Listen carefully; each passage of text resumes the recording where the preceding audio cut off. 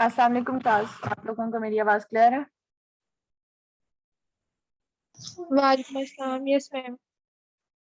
Back to Zoom again, वही सारी classes, वही सब कुछ। एनीवेज, ये थोड़ा सा आपकी विंटर वेकेशंस के लिए ही है, पर मुझे पता है आप लोगों को भी समझ ऑनलाइन उस तरह नहीं आती है, हमें भी उस तरह एक्सप्लेन करने में प्रॉब्लम आती है। जो चीज़ आप फेस टू फेस समझा सकते हो, बट हम लोग काफी हद तक जो है कंप्लीट कर चुके हैं। मैं अपना सिलेबस बेसिक्स कंप्लीट कर चुके हैं। पैथोलॉजीज हम लोगों ने स्टार्ट की थी, ठीक है। लास्ट टाइम हम लोगों ने डॉपलर अपना स्टार्ट किया था, बिकॉज हमने 2D के ऊपर जितनी भी एबनॉर्मेलिटीज थी वो हम लोगों ने पढ़ ली हुई थी। अच्छा, एक बात, आप लोग क्लासेस जो हैं, ये जो ऑनलाइन क्लासेस हैं, रेगुलर लो, सब लो। और जो है मैं किसी को भी जूम इसकी रिकॉर्डिंग नहीं दूंगी। दिस इज नॉट लाइक कि हम लोग जिस तरह पहले क्लासेस लेते थे और आपको जूम की रिकॉर्डिंग्स मिल जाती होती थी और कोई भी सुनता तो कोई था नहीं, लास्ट में मुझे भी आ जाते होते थे कि हमें रिकॉर्डिंग सेंड करें, क्लासेस उन्होंने प्रॉपरली ली नहीं होती हैं। तो जो जो चीज़ है वो मैं क्लास में यहीं पे एक्सप्लेन करूंगी, मैं किसी को कोई रिकॉर्डिंग सेंड नहीं करूंगी। क्लियर है? तो आप लोग यहीं पे जो चीज़ है मुझसे पूछो, एक्सप्लेन करूंगी, ठीक है। और ये 2 हफ्ते के लिए है बस, इंशाल्लाह फिर दोबारा back to our online, sorry, on campus classes. और उसके बाद हम लोगों ने अपना प्रैक्टिकल भी शुरू करना है। बस थोड़ा सा रह गया हम उनका लेक्चर्स, ऑलमोस्ट मिड से ज्यादा क्या कहते होते हैं, मिड से ज्यादा ही पढ़ लिया हुआ है। तो थोड़े से रह गए हैं लेक्चर्स, हमारे टोटल 20 होंगे लेक्चर्स, तो 8-9 रह गए हैं और लेक्चर्स। आज हमारा क्या कहते हैं 11th लेक्चर है। अच्छा, लास्ट टाइम हम लोगों ने डॉपलर स्टार्ट किया था, डॉपलर की बेसिक्स मैंने बताई थी, इसीलिए मैंने अब बताई थी क्योंकि अब जो आगे पैथोलॉजीज है ना, they are related to the Doppler ultrasound. और उसके अलावा उसमें जो कॉरोनरी आर्टरीज, बेसिकली तो हम एंजियोग्राफी के ऊपर जो है वो उसको डायग्नोज कर सकते हैं, जितनी भी कॉरोनरी आर्टरीज की पैथोलॉजीज हैं। लेकिन जो कॉरोनरी आर्टरीज की डिजीजेस की वजह से हमारे हार्ट अफेक्ट करता है और इसको हम एकोकार्डियोग्राफी के ऊपर डिटेक्ट कर सकते हैं, उसको स्कैन कर सकते हैं, वो आज का हमारा टॉपिक है। That is the assessment of coronary artery disease on echocardiography, ठीक है। सबसे पहले हमारे पास आती हैं what are the indications of coronary artery disease, जिसके ऊपर हम लोग कर सकते हैं क्या, अपनी एकोकार्डियोग्राफी, ठीक है। कॉरोनरी आर्टरी डिजीज बेसिकली हमारे हार्ट के मसल्स को जब सप्लाई करती हैं, अगर इनके अंदर कोई ऑक्लूजन हो जाती हैं या कोई थ्रोम्बस किसी वजह से, या फिर कोई ऑक्लूजन की वजह से, वहां पे जिस एरिया को वो कॉरोनरी आर्टरी सप्लाई कर रही थी उसमें क्या हो जाता है, स्कीमिया हो जाता है, इन्फॉक्शन हो जाता है, ठीक है। और जितने भी मसल्स की हम लोगों ने पैथोलॉजीज पढ़ी थी कार्डियोमायोपैथीज के अंदर, के हाइपरट्रोफिड और ये वो सारी जितनी भी मसल्स की पैथोलॉजीज थी, बेसिकली क्या होता है कि आपके जो कॉरोनरी आर्टरीज हैं उस एरिया को जो सप्लाई कर रही होती है उसमें कोई प्रॉब्लम आने की वजह से स्कीमिया या इन्फॉक्शन हो जाता है। तो हमें वो जो चीज है जो कि हमने मस्कुलर डिजीजेस पढ़ी थी, जो 2D के ऊपर और एम मोड के ऊपर डिटेक्ट कर सकते थे, वो हम लोगों ने इसमें पढ़नी होती है। तो हम डिजीजेस वही है जो हम पहले पढ़ चुके हुए हैं कुछ, लेकिन उसका कॉज क्या है, that is due to coronary artery disease. और कॉरोनरी आर्टरी डिजीज में मेन जो है हमारे पास ओक्लूजन आती हैं, ठीक है। वो कॉरोनरी आर्टरीज जो है वो ब्लॉक हो गई हैं और उसकी वजह से वहां पे जो है ऑक्सीजन सप्लाई कम हो गई है, ठीक है। उस स्पेसिफिक एरिया, उस specific segment of the heart को सप्लाई नहीं मिल रही, जिसकी वजह से उसका इस्कीमिया या इन्फॉक्शन हो जाता है, ठीक है। तो दीज आर द इंडिकेशंस, जिसके अंदर number 1 is the detection and assessment of extent of myocardial ischaemia और इन्फॉक्शन। नंबर 2 इज, ये सारी इंडिकेशन है for echocardiography in case of coronary artery disease. Clear?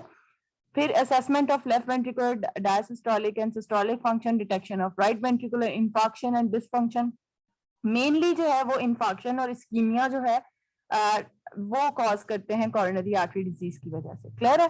तो ये जो इंडिकेशंस हैं, detection of complications, MI, MR, coronary artery abnormalities, aneurysm, chest pain with the normal coronaries and stress echo. These are the indications of echocardiography in case of coronary artery diseases. अब one by one इनको हम लोग पढ़ते हैं। Number 1 is the ischaemia. Ischaemia क्या होता है? Ischaemia results in immediate changes which can be detected by echo. अब क्या है, जो कोरोनरी आर्टरीज उस स्पेसिफिक सेगमेंट या उस स्पेसिफिक एरिया को जो सप्लाई कर रही थी उसके अंदर कोई ब्लॉकेज की वजह से सप्लाई नहीं मिल रही है, ऑक्सीजन की डिमांड कम हो गई है, उधर क्या हो जाता है, इस्कीमिया, ठीक है।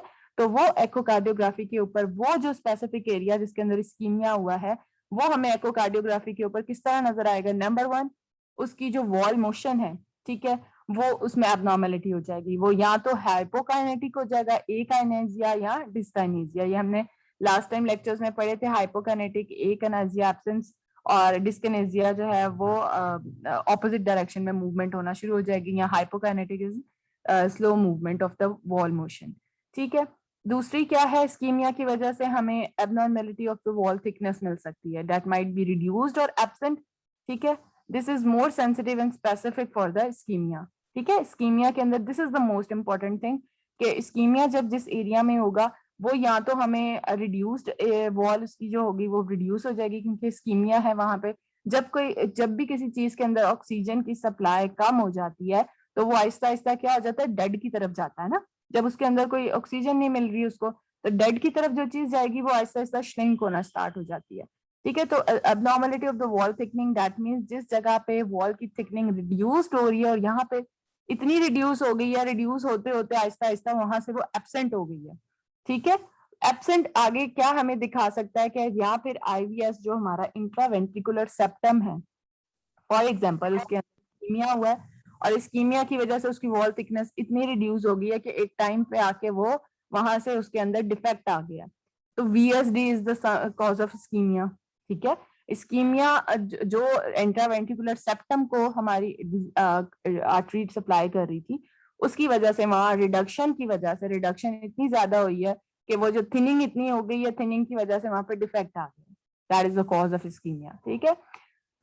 इसके अलावा abnormalities of overall LV function, ejection fraction, जो कि अभी हमने बड़ी दफा में बात की है कि इजेक्शन फ्रैक्शन ओवरऑल हार्ट का फंक्शन बताता है। अगर एलवी, और एलवी इज द मेन जो चैम्बर है जो हमारे असेस करता है पूरे हार्ट की फंक्शन को, ठीक है। तो अगर एलवी का फंक्शन ओवरऑल एबनॉर्मल हो जाए तो वो हमें इस्कीमिया या उसके बारे में, उप्स, एक मिनट क्लास।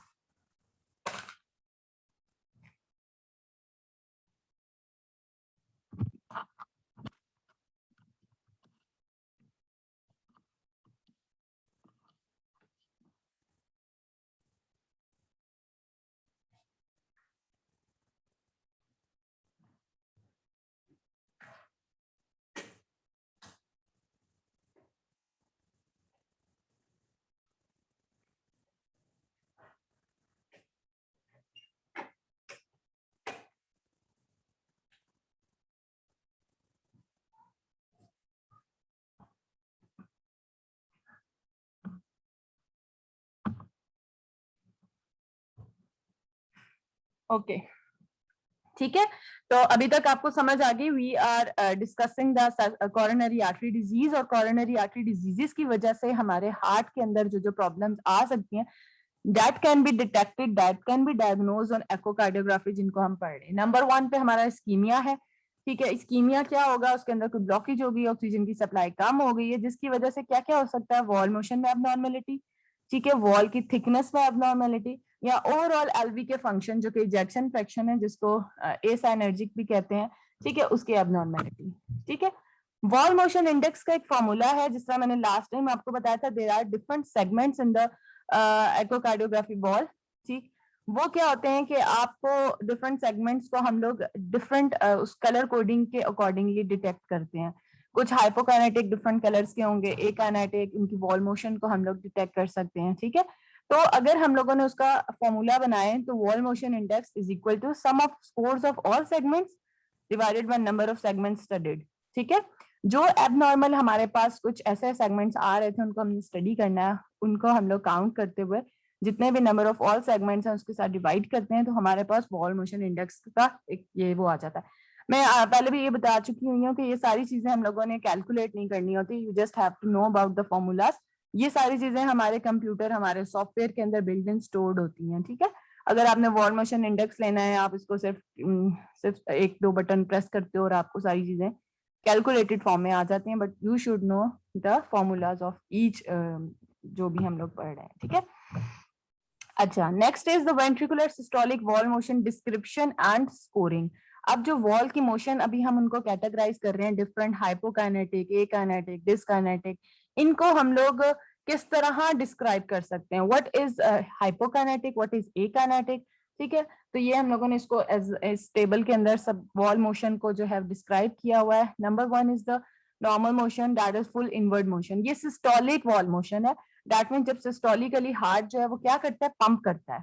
सिस्टोलिक में क्या होता है, वो उसमें डायलिटेशन नहीं होगी, वो कॉन्ट्रैक्ट करेगा और ब्लड जो है वो बाहर की तरफ को पंप आउट होगा, वो अंदर की तरफ को जो उसकी वॉल की मोशन है वो मूव करेगी। तो नॉर्मल मोशन में फुल इनवर्ड मोशन होता है। Hypokinesis is the less than 50% inward motion. Hypo है that means reduce in the motion, तो 50% से कम अगर उसके अंदर मूवमेंट है that can be described as hypokinesia. ठीक है, then next is akinesia, that is absence of motion, इसको हम नो इनवर्ड मोशन में कह सकते हैं। Dyskinesia is the outward movement, वो उसकी मूवमेंट ही अब नॉर्मल होती है। ठीक है, and aneurysm is the out pouching of the wall. ठीक, ये अभी हम लोगों ने वॉल मोशंस पढ़ ली है। ठीक, these all can be detected by 2D echo, but M mode is also extremely good because its high sampling rate makes it very sensitive to all wall motion and thickening abnormality. 2D के ऊपर हमें wall motion की पता तो चल जाता होता है, but for measurements and for good sensitivity हम लोग क्या करते हैं, M mode के ऊपर खास तौर पे wall motions को डिटेक्ट करने के लिए, उसकी थिकनेस लेने के लिए, ठीक है, उनको हम लोग ज्यादातर M mode के ऊपर देखते हैं। ठीक है, so it is essential that the beam is at 90 degree to the wall.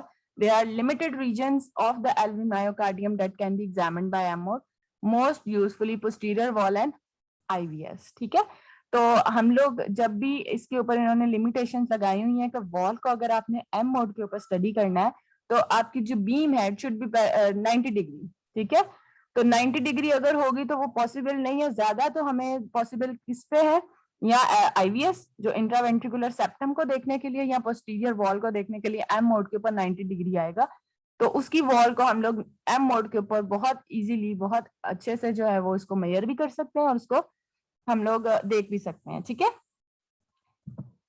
The changes reverse if ischaemia is reverse, that means कि अगर किसी को इस्कीमिया है तो अगर हम लोग उसको बाय रेस्ट या anti anginal medication, percutaneous transluminal coronary angioplasty, ये सारे ट्रीटमेंट्स हैं।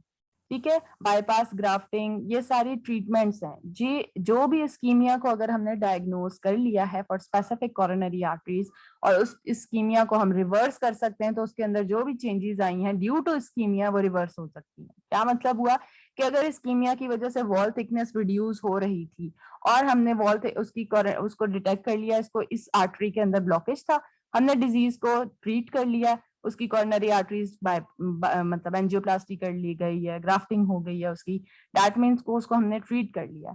ट्रीटमेंट की वजह से वो अब ठीक हो गया, उसमें सप्लाई दोबारा से ठीक हो गई, तो जो चेंजेस आई थी due to ischaemia that will be reverse. ठीक है, तो इसका ये मतलब हुआ the changes reverse if the ischaemia is reversed. Clear? Next is the if myocardium has its blood supply occluded for more than 1 hour, permanent changes occur which include MI and scarring.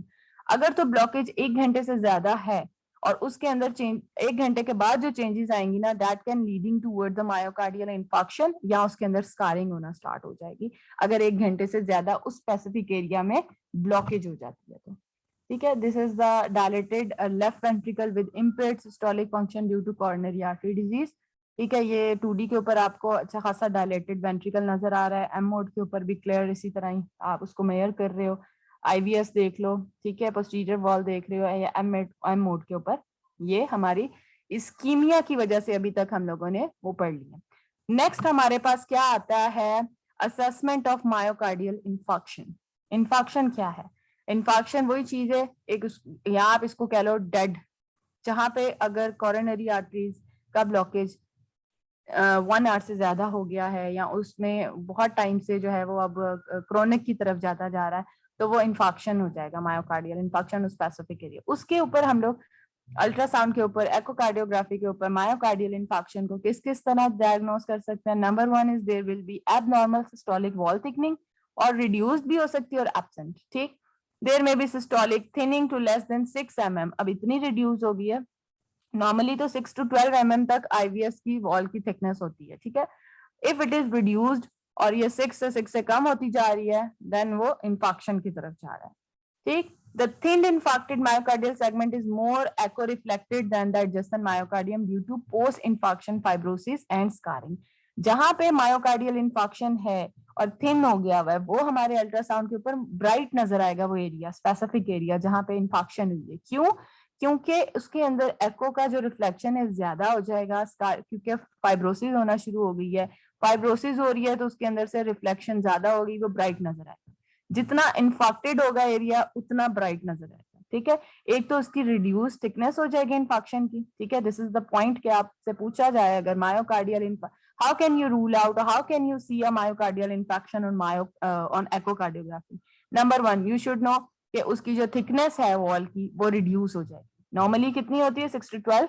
ठीक है, तो 6 से कम reduce आएगी उसमें systolic thinning, and उसके एको जो हमारे पास brightness है वो ज्यादा हो जाएगी। ठीक है, हाइपो एक्वेक हो जाएगा, एको रिफ्लेक्टर बढ़ जाएगा, और उसका क्या कॉज है कि वहां पे फाइब्रोसिस और स्कारिंग स्टार्ट हो जाएगी। ठीक है, this is the assessment of myocardial infection. उसके अलावा वॉल मोशन के अंदर डिफरेंस आ सकता है, वही हैपोकाइनेसिया, एकाइनेसिया, डिस्काइनेसिया हो गया, डिस्काइनेटिक सेगमेंट, वो ही सारी चीजें जो कि हम इस्कीमिया की वजह से, इस्कीमिया क्या है? First step, then is infection. तो वही चीजें जो कि वॉल की थिकनेस को रिड्यूस यहाँ कर सकती है, उसके अलावा मोशन को हमारे एबनॉर्मल हो सकता है इसके अंदर। ठीक है, ये सारी चीजें इसके अंदर मायोकार्डियल इन्फेक्शन में भी आती हैं। ठीक हो गया। अच्छा, इंपॉर्टेंट चीज क्या है? जो इस्कीमिया है वो हमने बात की थी, उसकी जो इस्कीमिया की वजह से जो चेंजेस आ रही हैं वो हम लोग रिवर्स कर सकते हैं अगर हम लोग इस्कीमिया को ट्रीट कर लें तो।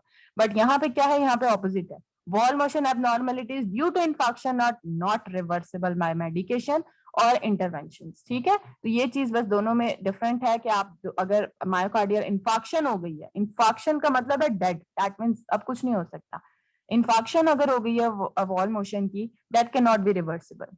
ठीक है, कोई भी ट्रीटमेंट, मेडिकेशंस हो गई या कोई उसके अंदर कोई परकुटेनियस लोगों ने एंजियोप्लास्टी की है या कुछ भी, कोई भी ट्रीटमेंट जो है वो दैट इज नॉट, अब उसके लिए वो क्या कह सकते हैं, यूजफुल नहीं होगा इन्फेक्शन के। ठीक है, दैट इज नॉट रिवर्सिबल। तो ischaemia can be reversible but infection can not. ठीक है, ये हमारे पास डिफरेंट एरियाज हैं जहां पे इन्फेक्शन बताई गई है। ये जो डिफरेंट आपको कलर नजर आ रहा है ना आईवीएस के अंदर, ये क्या दिखा रहा है? एक तो 4 चैम्बर व्यू है, चारों चैम्बर्स नजर आ रहा है।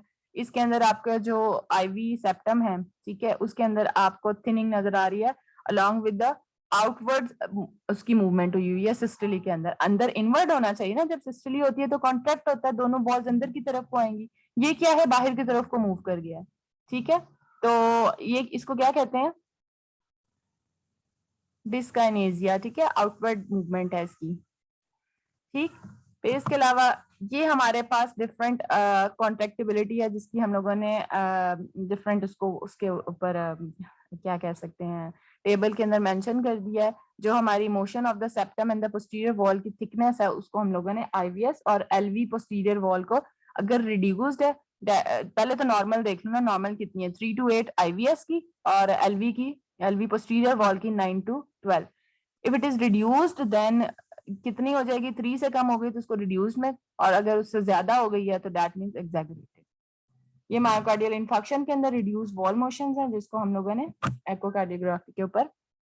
अच्छा, डिफरेंट सेगमेंट्स हैं हमारे लेफ्ट वेंट्रिकल के ऊपर जो कि आप देख रहे हो, इसके अंदर जो हाईलाइट किया हुआ है ना जो सेगमेंट, वो हमारे पास ये बताया हुआ है मायोकार्डियल इन्फेक्शन का। आईवी सेप्टम, ये पहला वाला जो आप देख रहे हो इस पिक्चर के अंदर, ये सारे व्यूज के अंदर आईवी सेप्टम के अंदर आपको प्रॉब्लम नजर आ रही है, जो कलर नजर आ रहा है ना, ये सारे आईवी के ही हैं। डिफरेंट व्यूज है, एक है 4 चैम्बर व्यू, एक है पैरास्टर्नल शॉर्ट एक्सिस व्यू, एक पैरास्टर्नल लॉन्ग एक्सिस व्यू। तीनों जो है हम लोगों ने एक सेगमेंट को तीनों व्यूज के ऊपर डिफरेंट तरीकों से इसको देख लिया, तो हमें इसके अंदर इस वॉल की एबनॉर्मेलिटी नजर आई है। ठीक है, दूसरा अब हमारे पास क्या था, ये पहले लिस्ट सारी देख लो, फिर इनको डायग्राम के ऊपर एलवी सेप्टम, फिर एलवी की एपेक्स के अंदर एंटीरियर वॉल, लेटरल वॉल और inferior wall, these segments of the left ventricle seen on the echo जो कि इन्फेक्टेड हो सकते हैं। ठीक है, ये अगर लेफ्ट वेंट्रिकल का एपेक्स है, उन तीनों व्यूज के ऊपर, इन तीनों व्यूज के ऊपर एपेक्स ज्यादा क्लियर नजर आएगी। 4 चैम्बर, 3 चैम्बर, 2 चैम्बर। ठीक है, फिर इसी तरह हमारे इंटीरियर वॉल है, वो किन व्यूज के ऊपर हमें अच्छे नजर आ रही है, ये बस आप लोगों ने याद रखना है कि अगर ये वाली वॉल, ठीक है, इन्फेक्टेड होती है, अगर मैं पूछती हूँ फॉर एग्जांपल एलवी वॉल है, sorry ivy, intraventricular septum infarction है तो वो किन व्यूज के ऊपर आपको क्लियर, 3 व्यूज है, 4 चैम्बर, लॉन्ग एक्सिस और शॉर्ट एक्सिस, ठीक है। इसी तरह एपिकल इंफाक्शन अगर देखनी है, एपिक्स की, वेंट्रिकल की एपिक्स की इंफेक्शन है तो वो आपको यहाँ पे 2 चैम्बर, 3 चैम्बर या 4 चैम्बर। इसी तरह डिफरेंट हमारे इंटीरियर वॉल, लेटरल वॉल और पोस्टीरियर वॉल, इंफीरियर वॉल के जो है इंफेक्शन बताई हुई है और साथ में उनके व्यूज बताए हुए हैं, ठीक है।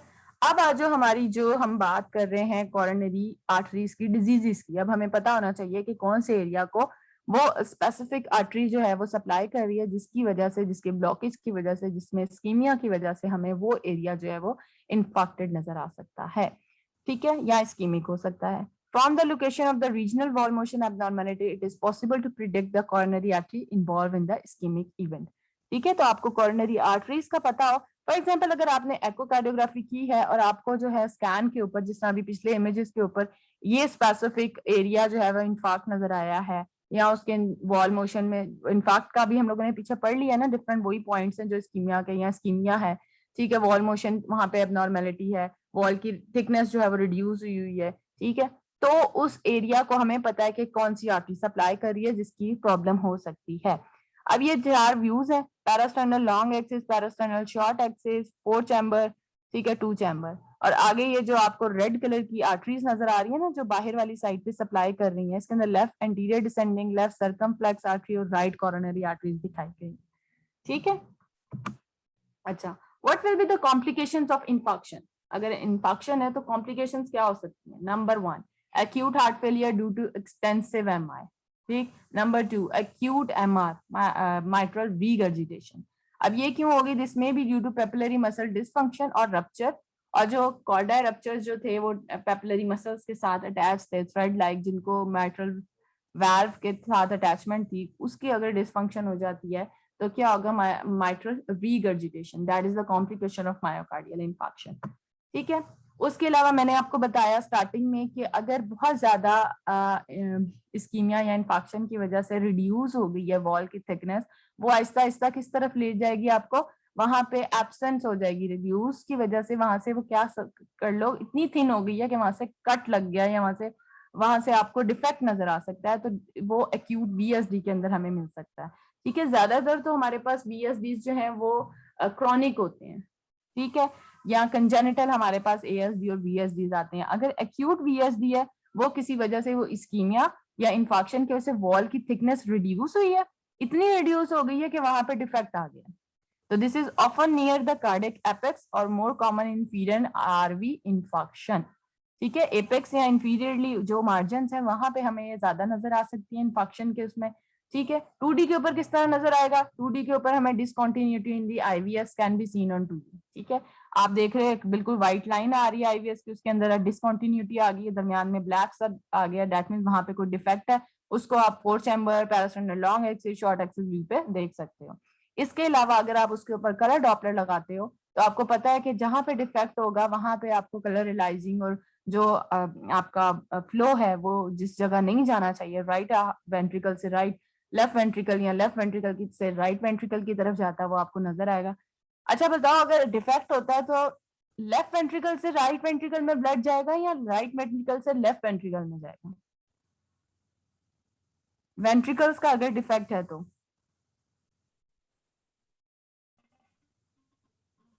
कौन बताएगा? नाम लूं मैं, फिर खुद बता दो।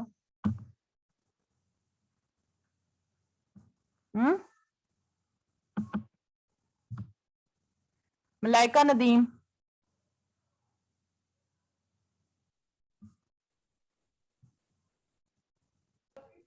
Yes ma'am. आप बताओ, अगर दोनों वेंट्रिकल्स के दरमियान में डिफेक्ट है तो ब्लड किस साइड को जाना चाहिए, किस साइड को जाएगा? वेंट्रिकल से दोनों राइट से लेफ्ट की तरफ को जाएगा या लेफ्ट से राइट की तरफ को जाएगा?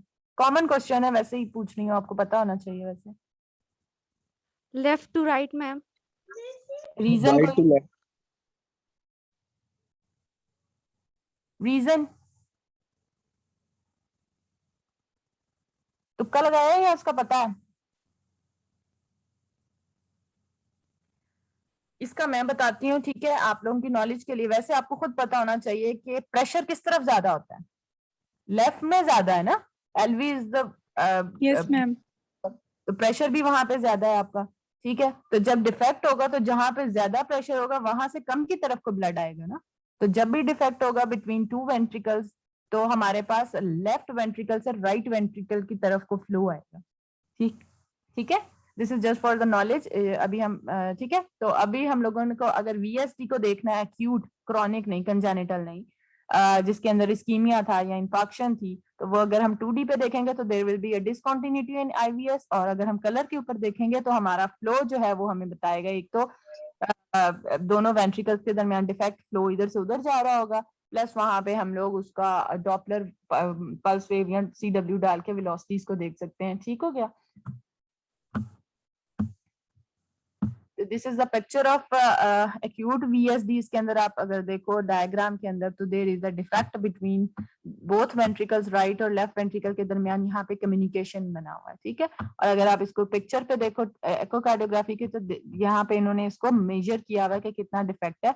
ये इधर से इधर इसका फ्लो भी अगर डॉपलर लगाओगे तो यहाँ से यहाँ ब्लड जा रहा होगा, जो कि नहीं जाना चाहिए, ठीक है। उसके अलावा हमारे पास कुछ डिजीजेस और हैं, म्यूरल थ्रोम्बस हो गया, एलवी एनोरिज्म्स हो गया। ये सिर्फ पता है आपको क्या होनी चाहिए, बस वो चीज बताई हुई है। ये एनोरिज्म्स के बारे में बताया, आप देख रहे हो यहाँ पे इसकी एनोरिज्म आउट पाउचिंग है उसकी मूवमेंट की, ठीक है। इसके अलावा हम डिफरेंस कर सकते हैं एलवी एनोरिज्म को with pseudo aneurysm in a table, ठीक है। एलवी एनोरिज्म की क्या क्या हम लोग इसको shape wise, location, motion, wall and rupture, thrombus, इन इसके ऊपर हम सीडो एनोरिज्म से इसको डिफरेंशिएट कर सकते हैं। जो ट्रू एलवी एनोरिज्म होता है ना, उसकी नेक वाइड होती है, जो सूडो एनोरिज्म है उसकी नैरो नेक होती है, ठीक है। जो ट्रू एलवी एनोरिज्म है ज्यादातर एपेक्स पे होता है एलवी की, और जो सूडो एनोरिज्म है वो क्या है, पोस्टीरियर वॉल ऑफ एलवी पे नजर आएगा। मोशन इसके अंदर डिस्काइनेटिक होगी, वो एक्सपेंसाइल होगा। वॉल मायोकार्डियम को वो इन्वॉल्व करेगा, ठीक है, वो पेरिकार्डियम को इन्वॉल्व करेगा। रप्चर अनलाइकली लायबल है। थ्रोम्बस उसके अंदर लैमिनर या फिल्स कैविटी होगा, ठीक है। This is the difference between true LV aneurysm and pseudo aneurysm, ठीक है। This is the picture of, यहाँ पे आपको पेपिलरी मसल रप्चर नजर आ रहा है, मायोकार्डियल इंफाक्शन, ठीक है, ड्यू टू, अच्छा, थ्रोम्बस है ये एलवी के अंदर, ये नजर आ रहा है, ये बिल्कुल उसके एपेक्स के अंदर वाइट वाइट सा उसके अंदर नजर आ रहा है, ठीक है। अच्छा, जो सूडो एनोरिज्म है जिसको फॉल्स एनोरिज्म कहते हैं, वो है क्या? This is rare. जिस तरह अभी हम लोगों ने इस टेबल पे देखा है कि ये पोस्टीरियर वॉल को जो है वो इन्वॉल्व करता है, ये है क्या? This is rare. It follows rupture of the LV free wall and leads to haemopericardium. क्या होगा कि जो पोस्टीरियर वॉल है एलवी की, वो क्या हो जाती है, वो रप्चर हो जाती है, जिसकी वजह से ब्लड जो है वो पेरिकार्डियल स्पेसिस के अंदर जो है वो चला जाता है, ठीक है। और वो ब्लड जाने की वजह से हमें ऐसे लग रहा होता है कि वो ब्लैक नजर आएगा ना, हमें ऐसे लग रहा होता है there is an aneurysm, there is an outpouching, ठीक है। तो वो बेसिकली हमें ब्लड की वजह से वो जो वॉल है वो वहां से रप्चर होने की वजह से ब्लड जो है वो हीमोपेरिकार्डियम इसको कहते हैं, ब्लड पेरिकार्डियम में चला जाता है, ब्लैक नजर आएगा, वो हमें एज एन आउट पाउच नजर आएगा, जिसको हम लोग एनोरिज्म लिख सकते हैं, but that is pseudo aneurysm. Clear है? तो इसको 2D के ऊपर देखेंगे तो हमें 2D is a good way to diagnose this. This is important to detect as it need urgent surgical resection before its ruptures. तो सर्जिकली इसको ठीक कर लिया जाता है, पोस्टीरियर वॉल के अंदर रप्चर को सर्जिकली इसको जो है जिस तरह भी वो करते हैं, ट्रीट करते हैं, ठीक है। It can be difficult to distinguish it from the true aneurysm, but the communicating neck is usually narrowing than the diameter of the aneurysm. तो जो उसके अंदर नेक है जिसकी वजह से ब्लड बाहर की तरफ को आउट पाउच हो रहा होता है, तो वो सूडो एनोरिज्म में उसकी नेक जो है वो कम होती है, नैरो होती है, जिसकी, ठीक है। जो ट्रू एनोरिज्म है वो तो कंप्लीट वॉल की आउट पाउचिंग बाहर की तरफ को मूवमेंट हो रही होती है। क्लियर हो गया दोनों का डिफरेंस? जो हमारा अपना जो एलवी का ट्रू एनोरिज्म है उसकी नेक जो है वो वाइड होगी, दैट मीन्स वो पूरी वॉल बाहर की तरफ को आउट पाउच मूव कर रही है। इसकी जो नेक होगी वो बिल्कुल नैरो होगी, क्योंकि वहां से ब्लड थोड़ा सा रप्चर हुआ है, रप्चर होने की वजह से ब्लड बाहर की तरफ को जा रहा है, वो एनोरिज्म की तरह हमें नजर आएगा उसके ऊपर, ठीक है। तो this is the difference between pseudo aneurysm. If I ask what is pseudo aneurysm, तो यू शुड नो कि ये जो एलवी की पोस्टीरियर वॉल है उसके अंदर रप्चर होने की वजह से ब्लड जो है वो पेरिकार्डियम के अंदर चला जाता है, और पेरिकार्डियम की तरफ हमें वो एक आउट पाउच नजर आता है ब्लैक सा, जिसको हम एनोरिज्म कंसिडर कर सकते हैं। बट हम इसको डिफरेंशिएट कैसे करेंगे? हमें उसके अंदर एक तो वॉल और जो पीछे टेबल है उसके अंदर डिफरेंस है दोनों को, वो 2-3 पॉइंट्स आपको पता होने चाहिए। फिर इसके अलावा हमें पेरिकार्डियल इफ्यूजन का बताया गया। What is pericardial effusion? जो पेरिकार्डियम के अंदर फ्लूइड अकोमोडेट हो जाता है, वो तो हम इजीली हमें एमओ 2D के ऊपर नजर आ, पूरी पेरिकार्डियम के अंदर साइड्स पे हमें फ्लूइड नजर आ सकता है। तो how can you differentiate between an effusion and this pseudo aneurysm? किसके अंदर ब्लड जा रहा है, वो उसके अंदर एक डिसकॉन्टिन्यूटी आती है रप्चर वॉल के अंदर, जिससे हमें कह सकते हैं कि जो है वो सूडो एनोरिज्म है, जो ब्लड बाहर की तरफ गया है। तो जो फ्यूजन होगा उसकी वॉल जो है उसके अंदर कोई रप्चर नहीं होगा, कोई डिफेक्ट नहीं होगा, लेकिन उसके सराउंडिंग पेरिकार्डियम के अंदर एनेक्विक फ्लूइड नजर आएगा। तो this is the pericardial effusion. And then is the myocardial function after MI, myocardial infarction के बाद this gives an indication of prognosis. The scarred myocardium is seen as this segment which does not thicken during systole and as abnormal motion. Echo can assess the extent of myocardial infarction. That's it. ठीक है। उसके बाद क्या गया? Assessment of the coronary arteries की anatomy जो है वो abnormalities are more likely to be seen during transesophageal echocardiography, not on transthoracically. इतनी अच्छी हमें उसकी एबनॉर्मलिटीज जो है असेस नहीं कर सकते जितनी कि हम लोग डिटेल्ड अगर देखना है तो हम ट्रांसएसोफेजियल एकोकार्डियोग्राफी के ऊपर देखेंगे। उसके अंदर ओरिजिन्स हम देख सकते हैं जो हमारे पास पल्मोनरी आर्टरी से ओरिजिनेट हो रही हैं, कोरोनरी आर्टरीज। ठीक है, फिस्टुला देख सकते हैं। कावासाकी सिंड्रोम एक सिंड्रोम होता है बच्चों में बहुत ज्यादा। उसके अंदर क्या होता है कि जो हमारी छोटी वेसल्स होती हैं, मेजर वेसल्स नहीं, जो कि ऑर्गन्स को सप्लाई कर रही होती हैं वेसल्स, उसके वॉल की इंफेक्शन हो जाती है।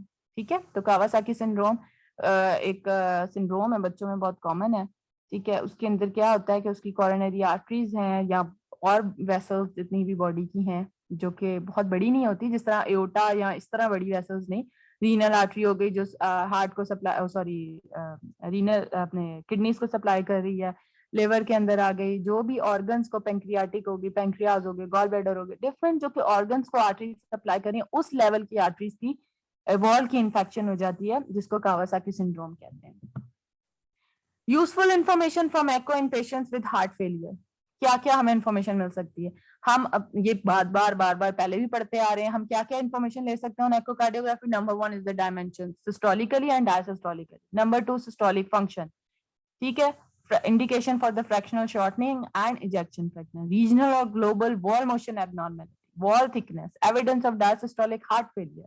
ठीक है, ये तो आप समझ लो एक तरह से समरी हो गई है जब जो अभी तक हमने पढ़ा है कि हमारी एकोकार्डियोग्राफी, हार्ट फेलियर किसी को हुआ है, हमने उसकी एकोकार्डियोग्राफी की है, तो हमें एकोकार्डियोग्राफी के ऊपर क्या क्या इंफॉर्मेशन मिल सकती हैं? हम डायमेंशंस ले सकते हैं both in systolic and diastolic, हम उसकी एबनॉर्मलिटीज देख सकते हैं वॉल की अलोंग विद द फंक्शन, उसकी मोशन, उसकी सारी चीजें जो है वो हम एकोकार्डियोग्राफी के ऊपर इन case of heart failure assess कर सकते हैं। ठीक है, ये डायलेटेशन है राइट कोरोनरी आर्टरी की ड्यू टू कोरोनरी फिस्टुला। फिर आगे हमारी वैल्व्स की, उसके अलावा एकोकार्डियोग्राफी के ऊपर हम क्या इसके अलावा वैल्व्स को भी देख सकते हैं। उसके अंदर डिफरेंट रीगर्जिटेशंस आ सकती हैं, एओर्टिक हो गई या स्टेनोसिस या रीगर्जिटेशन, एओर्टिक, माइट्रल और हमारे पास ट्राइकस्पिड आती हैं। पेरिकार्डियम को अगर हम लोगों ने एकोकार्डियोग्राफी के ऊपर देखना है, जो कि सराउंडिंग है हार्ट की, उसमें या तो आपको फ्यूजन मिल सकती हैं, कंस्ट्रिक्शंस मिल सकती हैं, cardiac tamponade, that is overall fluid around the heart. ठीक है, उसके अंदर भी जो है वो आपको फ्लूइड नजर आता है इसके सराउंडिंग में। ये सारी चीजें हम एकोकार्डियोग्राफी के ऊपर देख सकते हैं। राइट हार्ट की क्या इन्फॉर्मेशन मिल सकती है? राइट वेंट्रिकुलर डायमेंशंस हम ले सकते हैं, पोर्टल हाइपरटेंशन हो गई। ठीक है, उसके अंदर क्यों क्या होता है कि हमारा जो आईवीसी है, intra sorry inferior vena cava, वो हमारे हार्ट का जो लिवर है, लिवर से आके राइट साइड में ड्रेन करता है ना सारा डीऑक्सीजनेटेड ब्लड। ठीक है, लिवर के थ्रू। अगर पोर्टल हाइपरटेंशन होगी तो वो उसके अंदर हमारा राइट साइड इफेक्ट हो सकता है। ठीक हो गया। उसमें उसके अलावा लेफ्ट एट्रियम की dimensions, intracardiac thrombus, changes in the heart size and function in response to therapy, that are the indications of echocardiography. ठीक है, कोई थेरेपी ले रहा है, आपको मैंने लास्ट टाइम बताया था कीमोथेरेपी, या कोई और ऐसी ड्रग्स पेशेंट ले रहा है जिसकी वजह से उसका हार्ट इफेक्ट हो सकता है, उसको हम एज अ बेसलाइन इन्वेस्टिगेशन के तौर पे भी यूज करते हैं एकोकार्डियोग्राफी को, और रीइवैल्यूएट भी करते हैं। ठीक है, अगर वो ट्रीटमेंट जब तक चल रहा है उसकी बार बार एको हो रही होती है कि उसके हार्ट के मसल्स को जो है वो इतना, ये जो ड्रग्स हैं वो इफेक्ट करती हैं। ठीक है, तो these are the indications of overall echocardiography. लेकिन आज जो का था टॉपिक वो छोटा सा ही था, कोरोनरी आर्टरी डिजीजेस की वजह से हमारे हार्ट पे क्या इफेक्ट आते हैं। तो वो हमारी स्कीमिया हो सकते हैं, इन्फेक्शन हो सकते हैं, ठीक है, वो हम लोगों ने स्टार्टिंग में, और दिस इज द इंफॉर्मेशन जो कि एकोकार्डियोग्राफी के ऊपर हार्ट फेलियर के फॉर्म में हमें मिल सकती है। ठीक है, तो आज का टॉपिक ये था, कंप्लीट हो गया है। Any question?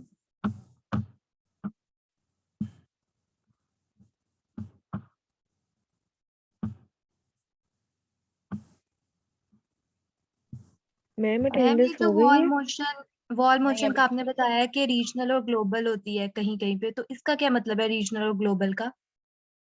सॉरी आवाज कट रही है, दोबारा बोलो, क्या कह रही हो? मैम ये जो आपने वॉल की मोशन बताई है कि कहीं रीजनल और ग्लोबल, इन दोनों में क्या डिफरेंस ये है रीजनल और ये ग्लोबल का? एक्चुअली एक्चुअली हमारे हार्ट की जितनी भी पैथोलॉजीज है, नॉट जस्ट हार्ट की, हमारे पास और भी कुछ ऐसी प्रॉब्लम्स हैं जो कुछ हमारे पास ग्लोबली आती हैं। दैट मीन्स के हमारे क्लाइमेट की वजह से, ठीक है, हमारे एरिया के, जो हम लोग जिस एरिया में एशिया के अंदर, हमें पता है हम खाना पीना किस तरह का है, ठीक है, बाहर हमारा खाना पीना कैसा है, बाहर वो लोग ड्रग्स बहुत लेते हैं, ठीक है, वो हमारे लिवर को, हमारे हार्ट को जो है वो इफेक्ट कर सकती है।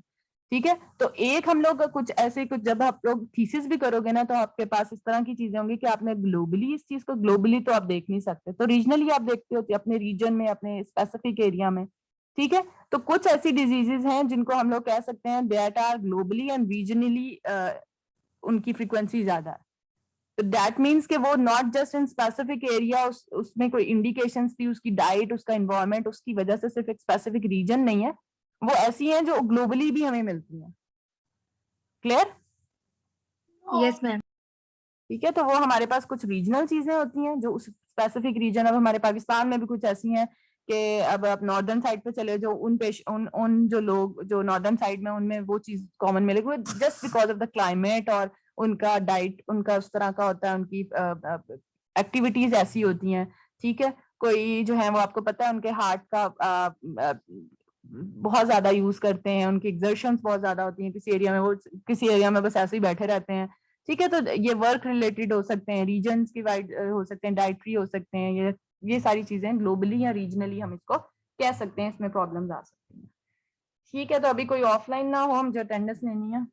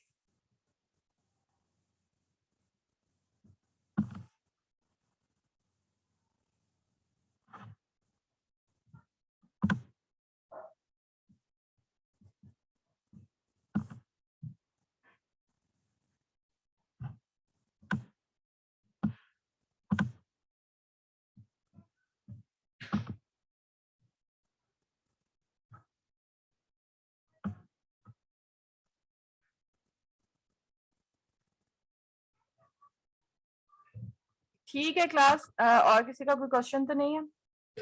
No, ma'am ma'am. Intracardiac thrombus explain कर दें। इंट्राकार्डिक थ्रोम्बस लास्ट टाइम भी हमने पढ़ा था, जो कि एलवी के एपिक्स के ऊपर हमें ज्यादातर मिलता है। It's like a mass thrombus है, वो हमें अपीयरेंस वैसी देगा, हमें हाइपोएक्रोजेनिसिटी होगी उसकी। ठीक है, उसकी वजह से क्या होता है कि एक चीज आपके चैम्बर में पड़ी हुई है, उससे क्या होता है कि आपके एक तो वॉल की मोशन इफेक्ट हो सकती है, उसका चैम्बर का साइज इंक्रीज हो सकता है। ठीक है, क्योंकि थ्रोम्बस पड़ा हुआ है ना आपके, कोई एक एक्सटर्नल चीज पड़ी हुई है। ठीक है, वो ब्लॉकेज कर सकता है। ओवरऑल तो उसके अंदर ब्लड, हमें वैसे डायलेटेशन मिलेगी चैम्बर की, बट उसके अंदर वॉल्यूम कम हो जाएगा, बिकॉज आधा एरिया तो थ्रोम्बस ने कवर किया हुआ है, और उसके अंदर जो ब्लड पम्प्ड आउट हो रहा है वो कम हो रहा है। ठीक है, तो एलवी के एक तो हमें साइट पता हो थ्रोम्बस कहाँ होता है, एलवी के एपेक्स पे हमें बहुत कॉमन मिलता है। किसके अंदर मिलेगा? ज्यादा एलवी में, चैम्बर में मिलेगा। ठीक है, क्या क्या कॉज कर सकता है वो सारी आपको, है क्या चीज ये? थ्रोम्बस है। ठीक है, तो उसमें आपको 2D के ऊपर कैसे अपीयरेंस आ सकती है, और एम मोड के ऊपर क्या क्या प्रॉब्लम्स आ सकती हैं। ठीक है, बस ये चीज आपको पता हो।